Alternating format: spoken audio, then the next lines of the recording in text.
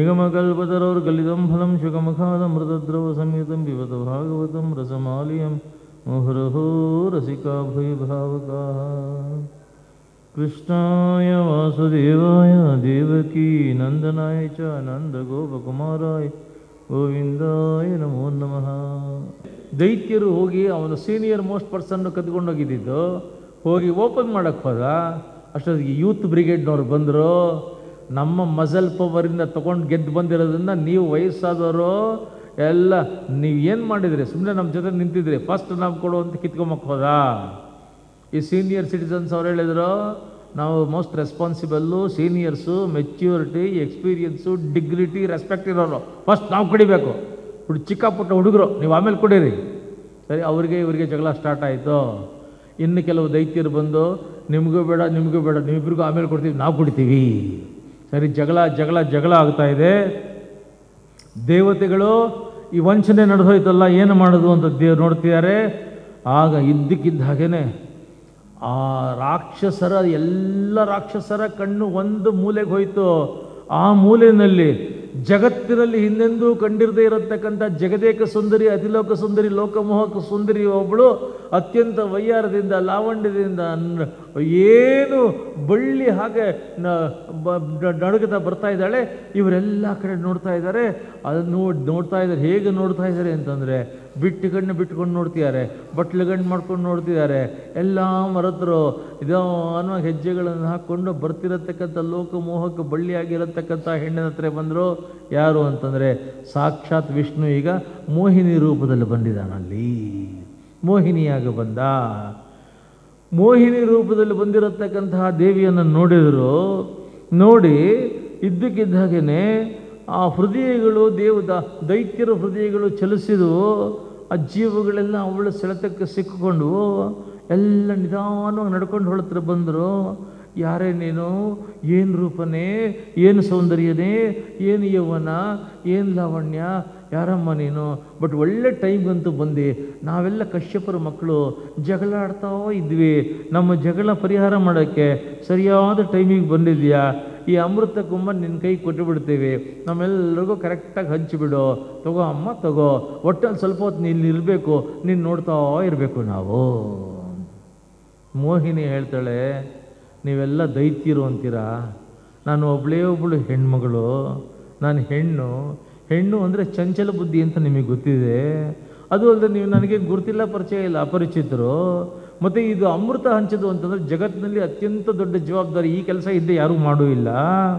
ಮತ್ತು ನನಗೆ ಗುರುತಿಲ್ಲ, ಪರಿಚಯ ಇಲ್ಲದೆ ಇರತಕ್ಕಂಥ ಚಂಚಲ ಮನಸ್ಸಿನ ಅಪರಿಚಿತ ಹೆಣ್ಣು ಮಗಳ ಕೈನಲ್ಲಿ ಇಡೀ 3 ಲೋಕದ ದೊಡ್ಡ ಜವಾಬ್ದಾರಿ ಕೆಲಸ ನನ್ನ ಕೈ ಕೊಡ್ತಿದ್ದೀರಾ.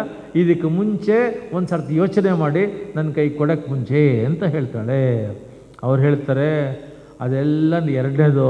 ಮೊದಲು ಫಸ್ಟ್ ನೀನು ತಗೊಂಡು ನೀನು ಇಲ್ಲಿ ನಿಂತ್ಕೊಂಡ್ರೆ ಅಷ್ಟೊತ್ತು ಆರಾಮಾಗಿ ನೀನು ನೋಡ್ತಾ ಇರ್ಬೋದು ನಾವು. ತಗೋ ಅಮ್ಮ ತಗೋ. ಅವಳ ವನಪು, ಅವಳ ವಯ್ಯಾರ, ಅವಳ ಬಿಂಕ, ಅವಳ ಬಿಗುಮಾನ, ಅವಳಲ್ಲೇ ಮಾತುಗಳು, ಇದೆಲ್ಲ ನೋಡ್ತಾ ಸದ್ಯ ತಗೋ ಅಮ್ಮ ತಗೋ ಅಂತ ಅವಳ ಕೈನಲ್ಲಿ ಅಮೃತದ ಪಾತ್ರೆ ಕೊಟ್ಟರು ಜವಾಬ್ದಾರಿ ನೀನು ಹಂಚು ಅಂತ. ಅವಳು ಅನ್ನೋ ಮಾತು ಹೇಳಿದ್ಲು, ನೋಡಪ್ಪ, ಕಶ್ಯಪ ಪುತ್ರರು ಅಂತ ಹೇಳ್ತಿದ್ದೀರಾ. ಕಶ್ಯಪರು ಮಹಾ ಋಷಿಗಳು. ಅವರಿಗೆ ಸದಾಚಾರ ಅಂದರೆ ಏನು ಅಂತ ಗೊತ್ತಿದೆ, ಮಡಿ ಮೈಲಿಗೆ ಅಂತ ಗೊತ್ತಿದೆ. ನಿಮ್ಮ ಮಾತಿಗೆ ನಾನು ಪ್ರತಿ ಹೇಳೋದಿಲ್ಲ, ಅಗತ್ಯವಾಗಿ ಅಮೃತ ಹಂಚುತ್ತೇನೆ. ಆದರೆ ನಾನು ಹೇಳಿದ್ದಕ್ಕೆ ನೀವು ಒಪ್ಕೋಬೇಕು. ಏನು ಅಂತಂದರೆ, ನೀವು ನಾನೇನು ಮಾಡ್ತೀನೋ ಅದು ತಪ್ಪು ಅಂತ ಯಾರ ಬಾಯಲ್ಲೂ ಬರ್ಕೊಡೋದು, ತಪ್ಪೋ ಸರಿನೋ ಒಪ್ಕೋಬೇಕು. ಅದು ಅಲ್ಲದೆ ಇದು ಅಮೃತ ಅಂತಂದರೆ ಅದು ಮಹಾಮಡಿ, ಮಹಾಶುದ್ಧ, ಪರಮ ಪಾವನ, ಪರಮ ಪವಿತ್ರ. ಈ ಪಾಟಿ ಜಗಳ ಆಡಿಕೊಂಡು ಈ ಪಾಟಿ ಬೆವ್ತು ಹೋಗಿದ್ದೀರಾ. ಹೀಗೆ ಅಮೃತ ಕುಡಿಯೋದಲ್ಲಪ್ಪ, ಅದಕ್ಕೊಂದು ರೀತಿ ನೀತಿ ಬದ್ಧತೆ ಇದೆ.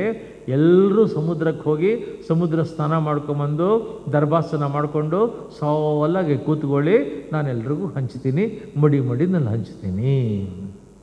ಆಗ ಸದ್ಯ ನೀವು ಹೇಳ್ದಾಗ ಕೇಳ್ತೀವಿ ಅಂತ ದಡ ಎಲ್ಲ ಸಮುದ್ರಕ್ಕೆ ಹೋದರು, ಸಮುದ್ರ ಸ್ನಾನ ಮಾಡಿದರು, ಬಂದರು, ದರ್ಬೆ ಹಾಕ್ಕೊಂಡು ಸಾಲು ಹಿಡಿದು ಕೂತ್ಕೊಂಡ್ರು. ಈ ಕಡೆ ದೇವತೆಗಳಿಗೂ ಮೋಹಿನಿ ಹೇಳಿದ್ಲು, ನೀವು ಸಮುದ್ರ ಸ್ನಾನ ಬಂದು ಎದುರುಗಡೆ ಸಾಲಿನಲ್ಲಿ ಕೂತ್ಕೊಳ್ಳಿ. ಕೂತ್ಕೊಂಡ್ರು. ರಾಕ್ಷಸರು ಕಂಡೀಷನ್ ಹಾಕಿದ್ಲು, ನಾನು ಏನು ಮಾಡಿದ್ರು ತಪ್ಪು ಸರಿ ಅನ್ಕೊಡ್ದು, ಯಾಕೆ ಮಾಡಿದೆ ಅಂತ ಕೇಳ್ಕೊಡ್ದು, ನಾನು ಅಮೃತ ಕೊಡದೆ ಹೋದರೂ ಕೂಡ ನೀನು ನಾನು ಕೇಳ್ಕೊಡ್ದು, ಅದಕ್ಕೆಲ್ಲ ಒಪ್ಪಿಸ್ಬಿಟ್ಟೆ, ಕರಾರು ಒಪ್ಪಿಸ್ಬಿಟ್ಟು ಈ ಕೆಲಸ ಮಾಡ್ತಾ ಇದ್ದಾಳೆ. ಈಗ ಬಂದ್ಲು, ಈ ಕಡೆ ಸಾಲಿನಲ್ಲಿ ರಾಕ್ಷಸರು ಕೂತಿದ್ದಾರೆ, ಈ ಕಡೆ ಸಾಲಿನಲ್ಲಿ ದೇವತೆಗಳು ಕೂತಿದ್ದಾರೆ. ಅಮೃತದ ಕಲಶ ಕೈಯಲ್ಲಿ ಹಿಡ್ಕೊಂಡಿದ್ದಾಳೆ, ತೀರ್ಥ ಕೊಡಬೇಕು. ರಾಕ್ಷಸರ ಕಡೆ ರಾಕ್ಷಸರೆಲ್ಲ ಒಳ್ಳೆ ನೋಡ್ತಿದ್ದಾರೆ. ಪ್ರತಿಯೊಬ್ಬ ರಾಕ್ಷಸರಿಗೂ ಹೇಗೆ ಕಾಣ್ತೀಯಳಂತೆ ಅಂದರೆ, ಮೋಹಿನಿ ತನ್ನೇ ನೋಡ್ತಿರೋ ಹಾಗೆ, ಆ ರಾಕ್ಷಸನ್ನೇ ನೋಡ್ತಿರೋ ಹಾಗೆ, ಅವನ ಕಡೆನೇ ಲಲ್ಲೆ ಮಾತಾಡೋ ಹಾಗೆ, ಅವನ ಕಡೆನೇ ಮುಗುಳ್ನಗೆ ಬೀರದ ಹಾಗೆ, ಅವನನ್ನೇ ಕಣ್ಸನ್ನೆ ಮಾಡಿ ಕರೆದಂಗೆ ಅವಳ ಹಾವ ಭಾವ ಬೆಂಕ ಬಿನ್ನಾಣ ಬೆಡಗು ವಯ್ಯಾರ ಲಲ್ಲೆ ಏನು ಮರಳಾಗೋಗಿದ್ದಾರೆ ಅಂದರೆ ಎಲ್ಲ ಪ್ರಪಂಚ ಮರೆತೋಗಿದ್ದಾರೆ. ಯಾವುದೋ ಸ್ವರ್ಗದಲ್ಲಿ ತೇಲಾಡ್ತಾ ಇದ್ದಾರೆ. ಎಲ್ಲರಿಗೂ ತನ್ನ ನೋಟ, ಕುಡಿ ನೋಟಗಳನ್ನು, ಕಣ್ಣು ನೋಟಗಳನ್ನು, ನಗೆ ನೋಟಗಳನ್ನು, ಹುಸಿ ನೋಟಗಳನ್ನು ಕೊಟ್ಕೊಳ್ತಾ ಇದ್ದಾಳೆ. ಈ ಕಡೆ ತಿರುಗಿ ಎಲ್ಲರಿಗೂ ಉದ್ಧರಣೆಯಲ್ಲಿ ದೇವತೆಗಳಿಗೆ ಅಮೃತ ಕೊಡ್ತಾ ಇದ್ದಾಳೆ. ಹುಸಿ ನೋಟಗಳನ್ನು, ಲಲ್ಲೆ ಮಾತುಗಳನ್ನು ರಾಕ್ಷಸರಿಗೆ, ಅಮೃತವನ್ನು ದೇವತೆಗಳಿಗೆ ಕೊಟ್ಟು ಅವ್ರಿಗೆ ಗೊತ್ತು ಕೂಡ ಆಗಿಲ್ಲ. ಪ್ರತಿಯೊಬ್ಬರಿಗೂ ಹೇಗೆ ಅನ್ನಿಸ್ತಾ ಇದೆ ಅಂದರೆ, ನನ್ನೇ ನೋಡ್ತೀಯಾಳೆ, ನನ್ನೇ ಮಾತಾಡ್ಸಕ್ಕೆ ಕರಿತಾ ಇದ್ದಾಳೆ.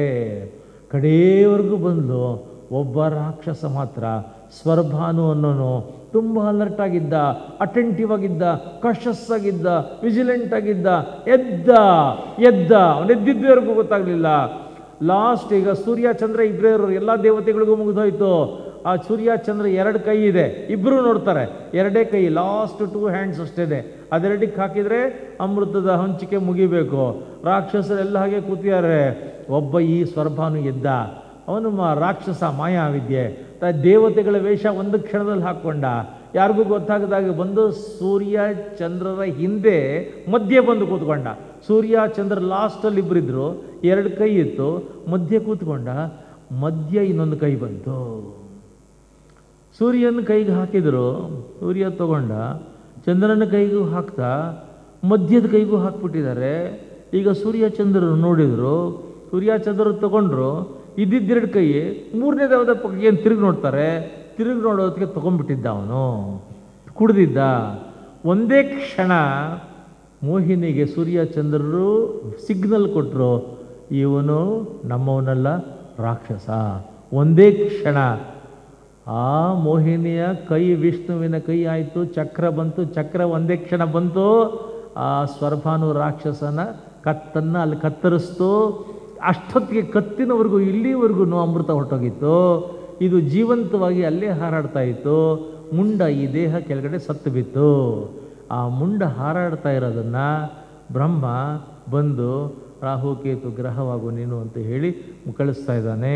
ಹೀಗೆ ಅಮೃತ ಮಂಥನ ನಡೆಯಿತು.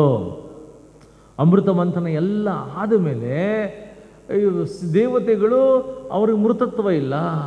ಈಗ ದೇವತೆಗಳು ದೈತ್ಯರು ವಿಚಿತ್ರವಾಗಿರತಕ್ಕಂಥ ಕ್ರೋಧದಲ್ಲಿ ದೈತ್ಯರಿಗೆ ನಮಗೆ ಮೋಸ ಮಾಡಿದ್ರಲ್ಲ ಅಂತ, ದೇವತೆಗಳು ನಾವು ಯುದ್ಧಕ್ಕೆ ಹೋದರೆ ಗೆದ್ದು ಬಿಡ್ತೀವಿ ಅಂತ ವಿಚಿತ್ರ ಯುದ್ಧ, ಪ್ರಚಂಡ ಯುದ್ಧ, ಮಹಾಯುದ್ಧ ಆಗಿ 3 ಲೋಕದಲ್ಲಿ ರಕ್ತದ ಪ್ರವಾಹ ಹರಿಯತಕ್ಕಂಥ ಯುದ್ಧಗಳಾಗೋಗಿ ಎಲ್ಲ ದೈತ್ಯರನ್ನು ದೇವತೆಗಳು ಸೋಲಿಸಿದ್ರು. ಯಾಕೆಂದರೆ ದೇವತೆಗಳೆಲ್ಲ ಅಮೃತ ಕುಡಿದಿದ್ರು. ಯಾರಿಗೂ ನೋವಿಲ್ಲ, ಸಾವಿಲ್ಲ, ಯಾರಿಗೂ ಮರಣ ಇಲ್ಲ, ವೃದ್ಧಾಪ್ಯ ಇಲ್ಲ, ಏನೂ ಇಲ್ಲ, ಇದ್ದಾಗೆ ಇರೋರು, ಏನೂ ಆಗ್ತಾ ಇರಲಿಲ್ಲ. ದೈತ್ಯರೆಲ್ಲ ಸತ್ತು ಬಿದ್ದರು. ಕಡೆಗೆ ಬಲಿಚಕ್ರವರ್ತಿಯನ್ನು ಕೊಂದು ಹಾಕಿದರು. ಒಬ್ಬನೇ ಒಬ್ಬ ದೈತ್ಯ ಇಲ್ಲದಾಗ ಅಷ್ಟು ಜನ ಸಂಹಾರ ಮಾಡಿದರು. ಈಗ ಕಾಡಿನಲ್ಲಿ ತಪಸ್ಸಿಗೆ ಕೂತಿರತಕ್ಕಂಥ ದೈತ್ಯ ಗುರುಗಳಾಗಿರತಕ್ಕಂಥ ಶುಕ್ರಾಚಾರ್ಯರಿಗೆ ವಿಚಾರ ಗೊತ್ತಾಯಿತು. ತನ್ನ ಅತ್ಯಂತ ಆಪ್ತ ಶಿಷ್ಯ, ಪ್ರಿಯ ಶಿಷ್ಯ, ಪರಮ ಶಿಷ್ಯನಾಗಿರತಕ್ಕಂಥ ಬಲಿಚಕ್ರವರ್ತಿಯನ್ನು ದೇವತೆಗಳು ಕೊಂದಾಕಿದ್ರು ಅಂತ ಗೊತ್ತಾಯಿತು. ತಕ್ಷಣದಲ್ಲಿ ವಿಶೇಷವಾಗಿರತಕ್ಕಂಥ ಶಕ್ತಿಯಿಂದ ಆ ಕ್ಷಣದಲ್ಲಿ ಬಂದರು. ಆ ಮೃತದೇಹವನ್ನು ಎದುರುಗಡೆ ಇಟ್ಕೊಂಡ್ರು. ಮೃತ ಸಂಜೀವಿನಿ ಮಂತ್ರವನ್ನು ಅವರು ತಮ್ಮ ತಪಸ್ಸಿನಿಂದ ಸಿದ್ಧಿ ಮಾಡಿಕೊಂಡಿದ್ದರು. ಅದುವರೆಗೆ ಪ್ರಪಂಚದಲ್ಲಿ ಪ್ರಯೋಗ ಮಾಡಿರಲಿಲ್ಲ. ಮೊಟ್ಟ ಮೊದಲ ಬಾರಿಗೆ ದೈತ್ಯಗುರುಗಳಾಗಿರತಕ್ಕಂಥ ಶುಕ್ರಾಚಾರ್ಯರು ಮೃತ ಸಂಜೀವಿನಿ ಮಂತ್ರದ ಪ್ರಯೋಗವನ್ನು ಬಲಿಚಕ್ರವರ್ತಿಯ ಮೃತದೇಹದ ಮೇಲೆ ಮಾಡಿದರು. ಎದ್ದು ಕೂತ್ಕೊಂಡ ತಕ್ಷಣ ಮೃತ ಸಂಜೀವಿನಿ ಮಂತ್ರವನ್ನು ಎಲ್ಲ ದೈತ್ಯರುಗಳ ಸಮಗ್ರವಾಗಿರತಕ್ಕಂಥ ರಣದ ಬಣಕ್ಕೆ ಹಚ್ಚಿದರು. ದೈತ್ಯರ ಸಮೂಹ ಸಮುದ್ರದಲ್ಲಿ ಎಷ್ಟು ಬಿಂದುಗಳಿರುತ್ತೋ ಅಷ್ಟು ರೀತಿಯಲ್ಲಿ ರಾಕ್ಷಸರು ಎದ್ದರು. ಹೇಗೆ ರಾಕ್ಷಸರು ಅಂದರೆ 3 ಲೋಕ ತುಂಬ್ಕೊಂಡ್ಬಿಡ್ಬೇಕು ಅಷ್ಟು ರಾಕ್ಷಸರಿದ್ದರು. ಆಗ ವಿಶ್ವಜಿತ್ ಅನ್ನತಕ್ಕಂಥ ಯಜ್ಞವನ್ನು ಬಲಿಚಕ್ರವರ್ತಿ ಕೈನಲ್ಲಿ ಮಾಡಿಸ್ತಾ ಇದ್ದಾರೆ ಶುಕ್ರಾಚಾರ್ಯರು. ನನ್ನ ತಪಸ್ಸನ್ನೆಲ್ಲ ಧಾರೆ ಇರಿತಾ ಇದ್ದೀನಿ ಮಾಡು ಅಂತಂತಾರೆ. ಆಗ ಆ ಯಜ್ಞದ ಪೂರ್ಣಾಹುತಿ ಆದಮೇಲೆ ಯಜ್ಞದ ಒಳಗಿನಿಂದ ಬಂಗಾರದ ರಥ, ಅಭೂತಪೂರ್ವ ಅಶ್ವಗಳು, ಮಾಯ ಅಶ್ವಗಳು, ಬಂಗಾರದ ಬತ್ತಳಿಕೆ, ಬಂಗಾರದ ಬಿಲ್ಲು ಬಾಣ ಎಲ್ಲ ಬಂತು, ಬಂಗಾರದ ವಜ್ರಕವಚ ಬಂತು. ಧರಿಸಿಕೋ ಅಂತಂದರು ಬಲಿಚಕ್ರವರ್ತಿಗೆ. ಧರಿಸಿಕೊಂಡು ಈಗ ಹೊರಟರು ಯುದ್ಧಕ್ಕೆ ಹೋಗುವ ದೇವತೆಗಳ ಮೇಲೆ. ಆಶ್ಚರ್ಯ ಆಗ್ತಾ ಇದೆ. ದೇವತೆಗಳು ಆನಂದವಾಗಿ ಇರುವಾಗ ಯುದ್ಧಕ್ಕೆ ಹೋಗುವಂತಂತಂದರು. ಯುದ್ಧಕ್ಕೆ ಹೋದರೆ ಅಮರಾವತಿಯ ಬಾಗಿಲಿಗೆ ದೈತ್ಯರ ಸೈನ್ಯ ಬಂದಿದೆ ಅಂತ ತಿಳಿದು ದೇವೇಂದ್ರ ನಂಬಲ ಇಲ್ಲ, ಎಲ್ಲರನ್ನೂ ಬಗ್ಗು ಬಿಡ್ತಿದ್ದೀನಲ್ಲ ಅಂತ. ಆ ಮೇಲುಗಡೆ ಉಪ್ಪರಿಗೆ ಬತೇರಿ ಮೇಲುಗಡೆ ಕೋಟೆ ಮೇಲುಗಡೆ ಬಂದು ನೋಡ್ತಾನಂತೆ. ಮೇಘಗಳು ಹೇಗಿರುತ್ತೋ, ಆಕಾಶ ಹೇಗಿರುತ್ತೋ, ಸಮುದ್ರ ಹೇಗಿರುತ್ತೋ ಅಷ್ಟು ದೈತ್ಯರ ಸೈನ್ಯ ಇದೆ. ಆಗ ಬೃಹಸ್ಪತಿಗಳು ದೇವತೆಗಳು ಗುರು ಬಂದು ಹೇಳಿದರು, ಈಗ ಯುದ್ಧ ಮಾಡತಕ್ಕಂಥ ಸ್ಥಿತಿಲಿಲ್ಲ. ಯಾಕೆಂದರೆ ಬ್ರಹ್ಮಶಕ್ತಿಯಿಂದ ಬಂದಿದ್ದಾನವನು, ಬ್ರಹ್ಮಶಕ್ತಿಯಿಂದ ಬಂದಿದ್ದಾನೆ. ಅವನನ್ನು ಕ್ಷಾತ್ರದಿಂದ ಹೊಡೆದಾಕೋಕ್ಕಾಗೋದಿಲ್ಲ. ಬ್ರಹ್ಮಶಕ್ತಿಯಿಂದಲೇ ಬಗ್ಗಿ ಹೊಡಿಬೇಕು. ಈಗ ನೀವು ಯುದ್ಧ ಮಾಡಿದ್ರೆ ಸೋಲ್ತೀಯಾ, ಪ್ರಾಣ ಹೋಗುತ್ತೆ. ನೀವೆಲ್ಲ ಹಿಂದುಗಡೆ ಸ್ವರ್ಗದ ಬಾಗಿಲು ತೆಕ್ಕೊಂಡು ಹೊರಟೋಗಿ ಬಿಟ್ಕೊಟ್ಬಿಡಿ. ಒಬ್ಬ ಸೈನಿಕನ ಸಾವಿಲ್ಲದೆ, ಒಂದೇ ಒಂದು ರಕ್ತದ ಕಲೆ ಇಲ್ಲದೆ ದೈತ್ಯರುಗಳು ಬಂದರು, ಅಮರಾವತಿಯನ್ನು ಆಕ್ರಮಿಸ್ಕೊಂಡ್ರು, ದೇವಲೋಕವನ್ನು ಆಕ್ರಮಿಸ್ಕೊಂಡ್ರು, ಎಲ್ಲ ಕಾಡಿನಲ್ಲಿ ಹೋಗಿ ತಲೆ ಮರೆಸ್ಕೊಂಡ್ರು. ಇಂದ್ರ, ಅಗ್ನಿ, ವರುಣ ಸಮಸ್ತ ದೇವತೆಗಳು. ಇಂದ್ರರ ತಾಯಿಯಾಗಿರತಕ್ಕಂಥ ಅದಿತಿ, ನನ್ನ ಮಗ ಲೋಕೋತ್ತರನಾಗಿರತಕ್ಕಂಥ ದೇವೇಂದ್ರ ಕಳ್ಳನ ಹಾಗೆ ಕಾಡಿನಲ್ಲಿ ತಲೆ ತಪ್ಪಿಸ್ಕೊಂಡು ಮುಖ ತಪ್ಪಿಸ್ಕೊಂಡು ಕೂತಿದ್ದಾನಲ್ಲ, ಏನು ಮಾಡಬೇಕು ಅಂತ ಕಶ್ಯಪರನ್ನ, ನನ್ನ ಮಗ ಮತ್ತೆ ದೇವೇಂದ್ರ ದೇವಲೋಕದ ರಾಜ ಆಗಬೇಕು, ಮತ್ತೆ ಮುಂಚಿನ ಅದ್ಭುತ ಸಕಲ ತೇಜಸ್ಸು ವರ್ಚಸ್ಸುಗಳು ಬರಬೇಕು, ಏನು ಮಾಡಬೇಕು ಅಂತ ಕೇಳಿದಾಗ ಆಗ ಕಶ್ಯಪ ಋಷಿಗಳು ಹೆಂಡತಿಗೆ ಹೇಳ್ತಾ ಇದ್ದಾರೆ, ಫಾಲ್ಗುಣ ಮಾಸದ ಶುಕ್ಲ ಪಕ್ಷದಲ್ಲಿ ಪಾಡ್ಯದಿಂದ ದ್ವಾದಶಿಯವರೆಗೆ 12 ದಿನಗಳ ಕಾಲ ಪಯೋವ್ರತವನ್ನು ಮಾಡಬೇಕು. ಏನು ಅಂತಂತಂದರೆ ಪ್ರತಿನಿತ್ಯ ನಿದ್ದೆ ಇಲ್ಲ, ಪ್ರತಿನಿತ್ಯ ನದಿಯಲ್ಲಿ ಸ್ನಾನ ಮಾಡಿಕೊಂಡು ಬಂದು ಬೆಳಗಿಂದ ರಾತ್ರಿಯವರೆಗೆ ಪರಮಾತ್ಮನ ಸೇವೆ, ಸ್ಮರಣೆ, ಪೂಜೆ, ಅರ್ಚನೆ, ವಂದನೆ ಮಾಡಿಕೊಂಡು ಕೇವಲ ಒಂದೇ ಒಂದು ತೊಟ್ಟು ಹಾಲು, ಪಯೋವ್ರತ ಒಂದು ತೊಟ್ಟು ಹಾಲು 12 ದಿನಗಳ ಕಾಲ ನಿರಂತರವಾಗಿ ಬರೀ ಸೇವನೆ ಮಾಡಿಕೊಂಡು ಪರಮಾತ್ಮನ ಪೂಜೆಯನ್ನು ಮಾಡತಕ್ಕಂಥದ್ದು. ಹಾಗೆ ಮಾಡಿದರೆ ಪರಮಾತ್ಮ ನಿನಗೆ ವಿಶೇಷ ಅನುಗ್ರಹ ಮಾಡ್ತಾನೆ ಅಂತ ಹೇಳ್ತಾ ಇದ್ದಾರೆ. ಅದೇ ರೀತಿಯಾಗಿ 12 ದಿನಗಳ ಕಾಲ ಆ ಪೂಜೆ ಪಯೋವ್ರತವನ್ನು ಕೈಗೊಂಡಾಗ ಅದಿತಿಗೆ ಪರಮಾತ್ಮ ಪ್ರತ್ಯಕ್ಷನಾಗಿ, ಏನು ಬೇಕಮ್ಮ ನಿನಗೆ, ನಿನ್ನ ಬಯಕೆ ಏನು ಅಂತ ಕೇಳಿದಾಗ, ನನಗೆ ನನ್ನ ಮಗ ಕಾಡಿನಲ್ಲಿ ತಲೆ ತಪ್ಪಿಸ್ಕೊಂಡು ಕೂತಿಯಾನಲ್ಲ, ಅವನಿಗೆ ಮತ್ತೆ ಶಕ್ತಿ ಬರಬೇಕು, ಅದಕ್ಕೆ ನೀನೇ ಬರಬೇಕು ಅಂತಂದಾಗ, ಆಯಿತು ಈಗ ದೈತ್ಯರನ್ನು ಹೊಡಿಬೇಕು ಅಂತಂದರೆ ದಾನವ ಶಕ್ತಿಯಿಂದ, ರಾಜಶಕ್ತಿಯಿಂದ, ರಾಕ್ಷಸ ಶಕ್ತಿಯಿಂದ ಆಗಲ್ಲ, ಬ್ರಹ್ಮಶಕ್ತಿಯಿಂದಲೇ ಹೊಡಿಬೇಕು. ಅವನ್ನ ನಾನು ನಿನ್ನ ಹೊಟ್ಟೆನಲ್ಲಿ ಹುಟ್ಟಿ ನಿನ್ನ ಮಕ್ಕಳನ್ನು ಕಾಪಾಡೋದಕ್ಕಾಗಿ ಬ್ರಹ್ಮಶಕ್ತಿಯಾಗಿ ಬರ್ತಾ ಇದ್ದೀನಿ ಅಂತಂತಾನೆ. ಈಗ ಕಶ್ಯಪರ ಪತ್ನಿ ಅದಿತಿಯ ಗರ್ಭದಲ್ಲಿ ಈ ಜಗದ್ ವಿಖ್ಯಾತವಾಗಿರತಕ್ಕಂಥ ಅದ್ಭುತವಾಗಿರತಕ್ಕಂಥ ಯಾವುದೋ ಒಂದು ಪ್ರಕಾಶಮಾನವಾದ ತೇಜಸ್ಸು ಬಂದು ಸೇರಿಕೊಳ್ತು, ಗರ್ಭಿಣಿ ಆದಲು. ಈಗ ಆ ಮಗು ಈಚೆಗೆ ಬರ್ತಾ ಇದೆ. ಅದೇ ಒಟ್ಟು ವಾಮನಾವತಾರ ಆಗ್ತಾ ಇದೆ. ವಾಮನ ಹುಟ್ಟಿದ ತಕ್ಷಣ ಅವನ ದೇಹಕಾಂತಿಯಿಂದ, ಆ ಪ್ರಭೆಯಿಂದ 14 ಲೋಕಗಳು ಬೆಳಗುತ್ತಾ ಇದೆಯಂತೆ. ವಾಮನ ಹುಟ್ಟುತ್ತಾನೆ, ಚತುರ್ಭುಜನಾಗಿ ಹುಟ್ಟಿದ, ಶಂಖಚಕ್ರ ಗದಾ ಪದ್ಮಧಾರಿಯಾಗಿ ಹುಟ್ಟಿದ, ಪದ್ಮನೇತ್ರನಾಗಿ ಹುಟ್ಟಿದಾನೆ, ಪಿತಾಂಬರಧಾರಿಯಾಗಿ ಹುಟ್ಟಿದಾನೆ. ಈ ಎಲ್ಲ ಸುಂದರ ರೂಪಗಳನ್ನು ತಂದೆ ತಾಯಿಗಳಿಗೆ ತೋರಿಸಿ ನಂತರದಲ್ಲಿ ತನ್ನ ಮಾಯಾ ರೂಪದಿಂದ ಒಬ್ಬ ಒಟು ವಾಮನ ಆದ. ಒಟು ಆದ ತಕ್ಷಣದಲ್ಲಿ ತಂದೆ ತಾಯಿಗಳು ಅವನಿಗೆ ಉಪನಯನ ಮಾಡಿದರು. ಸಾಕ್ಷಾತ್ ಸೂರ್ಯ ಭಾಸ್ಕರ ಆಕಾಶದಿಂದ ಬಂದು ಗಾಯತ್ರಿಯ ಉಪದೇಶವನ್ನು ಮಾಡ್ದ. ದೇವಗುರುಗಳಾಗಿರ್ತಕ್ಕಂಥ ಬೃಹಸ್ಪತಿಗಳು ಜನಿವಾರವನ್ನು ಕೊಟ್ಟರು. ಭೂಮಿ ಬಂದು ಕೃಷ್ಣಾಜಿನವನ್ನು ಕೊಡ್ತು. ಚಂದ್ರ ಬ್ರಹ್ಮದಂಡವನ್ನು ಕೊಟ್ಟ. ಬ್ರಹ್ಮ ಕಮಂಡಲ ಕೊಟ್ಟ. ಕುಬೇರ ಭಿಕ್ಷಾಪಾತ್ರೆಯನ್ನು ಕೊಟ್ಟ. ಸಾಕ್ಷಾತ್ ಅನ್ನಪೂರ್ಣೆ ಅವನಿಗೆ ಭಿಕ್ಷಾ ಹಾಕ್ತಾ ಇದ್ದಾಳೆ. ಬ್ರಹ್ಮಚಾರಿಯಾಗಿರತಕ್ಕಂಥ ವಾಮನಮೂರ್ತಿ ಬ್ರಹ್ಮ ತೇಜಸ್ಸಿನಿಂದ 14 ಲೋಕಗಳನ್ನು ಬೆಳಗಿಸ್ತಾ ಇದ್ದಾನೆ. ಈ ಕಡೆ ನರ್ಮದಾ ನದಿ ತೀರದಲ್ಲಿ ಜಗತ್ತಿನ ಎಲ್ಲ ಋಷಿಗಳನ್ನು, ಮುನಿಗಳನ್ನು, ಬ್ರಹ್ಮರ್ಷಿಗಳನ್ನು, ದೇವರ್ಷಿಗಳನ್ನು, ರಾಜರ್ಷಿಗಳನ್ನು, ಮುನಿಗಳನ್ನು, ಸಮಸ್ತ ಸಂತರನ್ನು, ಮಹಂತರನ್ನು, ಮಹಾನುಭಾವರನ್ನು, ಚಕ್ರವರ್ತಿಗಳನ್ನು, ರಾಜರುಗಳನ್ನು, ಮಹಾರಾಜರುಗಳನ್ನು ಸೇರಿಸಿ ಯೋಜನ ದೂರದಲ್ಲಿ ಅವರಿಗೆಲ್ಲ ಅಂಥ ದೊಡ್ಡ ಒಂದು ಛತ್ರ ಮಾಡಿಸಿ ಅಲ್ಲಿ ನರ್ಮದಾ ನದಿ ತೀರದಲ್ಲಿ ಬಲಿಚಕ್ರವರ್ತಿ ಅದ್ಭುತವಾಗಿರತಕ್ಕಂಥ ಯಜ್ಞ ಮಾಡ್ತಾ ಇದ್ದಾನೆ. 100ನೇ ಅಶ್ವಮೇಧ ಯಾಗ ಮಾಡ್ತಾ ಇದ್ದಾನೆ. 100ನೇ ಅಶ್ವಮೇಧ ಯಾಗ ಎಲ್ಲ ಅದರ ಒಂದು ಯಜ್ಞಶಾಲೆ ಯಜ್ಞ ಮಂಟಪದೊಳಗೆ ಅಂಥ ಋಷಿಮುನಿಗಳೆಲ್ಲ ಕೂತಿದ್ದಾರೆ.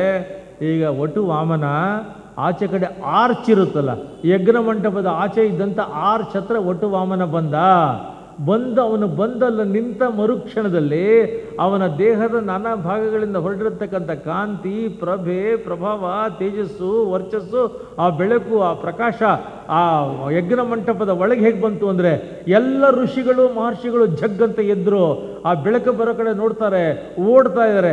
ಅಷ್ಟು ಜನನೂ ಓಡು ಬಂದು ವಾಮನನ್ನ ಕಾಲಿಗೆ ಬೀಳ್ತಾ ಇದ್ದಾರೆ. 1 ನಿಮಿಷದ ಮುಂಚೆ ಸಾವಿರಾರು ಜನ ಋಷಿಗಳು ಕೂತಿದ್ರು, ಈ ಖಾಲಿ ಆಗೋಯ್ತಲ್ಲ ಯಜ್ಞ ಮಂಟಪ ಅಂತ ಬಲಿಚಕ್ರವರ್ತಿ ನೋಡ್ತಾನೆ. ಎಲ್ಲ ಹೋಗಲ್ಲಿ ನಮಸ್ಕಾರ ಮಾಡ್ತಿದ್ದಾರೆ. ಪುರೋಹಿತರ ಅಪ್ಪಣೆ ತಗೊಂಡು ಬಲಿಚಕ್ರವರ್ತಿ ಎದ್ದು ಬಂದು ನೋಡ್ತಾನೆ, ಒಟ್ಟು ವಾಮನನ್ ನೋಡ್ತಾನೆ. ಏನು ಸ್ವಾಮಿ, ಆಶ್ಚರ್ಯವಾಗಿರತಕ್ಕಂಥ ಪ್ರಭೆ, ಏನು ತೇಜಸ್ಸು, ಸ್ವಾಗತಂ ತೇ ನಮಸ್ತುಭ್ಯಂ ಬ್ರಹ್ಮನ್ ಕಿಂ ಕರವಾಯಿತೆ ಬ್ರಹ್ಮರ್ಷೀಣಾಂ ತಪಸ್ಸಾಕ್ಷಾತ್ ಮನ್ಮೇ ತ್ವಾರ್ಯ ವಪುರ್ಧರಾಂ. ಸ್ವಾಮಿ ಸ್ವಾಗತ ಸ್ವಾಗತ. ನಿಮ್ಮನ್ನು ನೋಡಿದರೆ ನನ್ನ ಪರಂಪರೆಯ ಎಲ್ಲ ಹಿರಿಯರ ತಪಸ್ಸಿನ ಫಲಶ್ರುತಿಯಾಗಿ ನೀವು ನನಗೆ ಅನುಗ್ರಹ ಮಾಡೋಕ್ಕೆ ಬಂದಾಗಿದೆ. ನೀವು ಬಂದಿರೋದ್ರಿಂದ ನನಗೊಬ್ಬನಿಗಲ್ಲ, ನನ್ನ ಸಮಸ್ತ ಪಿತೃದೇವತೆಗಳಿಗೂ ಸಂತೃಪ್ತಿಯಾಗಿ ಹೋಗಿದೆ. ಅಂಥ ಮಹಾನುಭಾವರ ಥರ ಕಾಣ್ತಿದ್ದೀರಾ. ಬಟ್ ನಿಮ್ಮ ಮುಖ ನೋಡ್ತು ಅಂತಂದರೆ, ನಿಮ್ಮ ಕಣ್ಣು ನೋಡ್ತು ಅಂದರೆ ನೀವು ಸುಮ್ಮನೆ ಬಂದಿಲ್ಲ, ನನ್ನ ಏನೋ ಕೇಳಕ್ಕೆ ಬಂದಂಗಿದೆ. ನಿಮ್ಮನ್ನು ನೋಡಿದರೆ ಏನೋ ಕೇಳಕ್ಕೆ ಬಂದಾಗಿದೆ. ಯದ್ಯದ್ ವಟೋ ವಾಂಛಸಿ ತತ್ಪ್ರತೀಚ ಅಂದರೆ ನಿನಗೇನೇನೇನೇನು ಬೇಕೋ ಎಲ್ಲ ಕೇಳ್ಕೋಪ್ಪ, ಏನು ಬೇಕಾದರೂ ಕೊಡ್ತೀನಿ. ನಿನಗೆ ಹಸು ಬೇಕಪ್ಪ, ಬಂಗಾರ ಬೇಕಪ್ಪ, ಮನೆಗಳು ಬೇಕಪ್ಪ, ಊರು ಬೇಕಪ್ಪ, ಗ್ರಾಮ ಬೇಕಪ್ಪ, ರಾಜ್ಯನೇ ಬೇಕಪ್ಪ, ರಥ ಬೇಕಾ, ಆನೆ ಬೇಕಾ, ಕುದುರೆಗಳು ಬೇಕಾ, ಕನ್ಯೆ ಇರಬೇಕಾ, ಮದುವೆ ಮಾಡ್ಕೊಳ್ಬೇಕಾ, ಏನು ಬೇಕೋ ಕೇಳ್ಕೊಡ್ತೀನಿ, ಬೇಕಾದ್ದು ಕೇಳ್ಕೊಳ್ಳೋಕೊಡ್ತೀನಿ. ಆಗ ಒಟ್ಟು ವಾಮನ ಮಾತಾಡ್ತಾನೆ, ಬಲಿ ಮಹಾನುಭಾವರು, ವೀರಾದಿವೀರರು, ರಾಜಾದಿರಾಜರು ಬಂದಿರತಕ್ಕಂಥ ದೊಡ್ಡ ಪರಂಪರೆ. ಆ ಪರಂಪರೆಯ ಮಹತ್ತಿಗೆ ತಕ್ಕನಾಗಿರತಕ್ಕಂಥ ದೊಡ್ಡ ಮಾತುಗಳನ್ನೇ ಆಡಿದ್ಯಾ ಕಣೋ. ಅವರೆಲ್ಲ ದೊಡ್ಡ ದೊಡ್ಡ ಮಹಾಪುರುಷರು, ಅವತಾರ ಪುರುಷರು. ಆದರೆ ನಾನು ಚಿಕ್ಕ ಪುಟ್ಟ ಹುಡುಗ, ಅವೆಲ್ಲ ಕಟ್ಕೊಂಡು ನಾನೇನು ಮಾಡಲಿ? ನನಗೆ ನನ್ನ ಪಾದದಿಂದ ಅಳಿಯತಕ್ಕಂಥ 3 ಹೆಜ್ಜೆ ಜಾಗವನ್ನು ಕೊಡು ಸಾಕು. ಕೋಪ ಬರುತ್ತೆ ಬಲಿಚಕ್ರವರ್ತಿಗೆ ಅಲ್ವೋ. ಬೆಂಗಳೂರಿಂದ ಡೆಲ್ಲಿವರೆಗೂ ಪಾದಯಾತ್ರೆ ಮಾಡ್ಕೊಂಡು ಬಂದು ಡೆಲ್ಲಿನಲ್ಲಿ ಪ್ರೈಮ್ ಮಿನಿಸ್ಟರ್ ಅಪಾಯಿಂಟ್ಮೆಂಟ್ ಸಿಕ್ಕಿ ಏನು ಬೇಕೋ ಕೇಳ್ಕೊಳ್ಳು ಅಂದರೆ ನಮ್ಮ ಹಳ್ಳಿಗೆ 3 ಹುಲ್ಲಿನ ಹೊರೆ ಕಳಿಸ್ಬಿಡಿ ಸ್ವಾಮಿ ಅಂತ ಕೇಳ್ದಂಗೆ ಆಯ್ತಲ್ರಿ. ಬಲಿಚಕ್ರವರ್ತಿ ಹತ್ರ ಬಂದು ಕೇಳೋದಕ್ಕೂ ಕೂಡ ಒಂದು ಸ್ಟ್ಯಾಂಡರ್ಡ್ಸ್ ಇದೆ.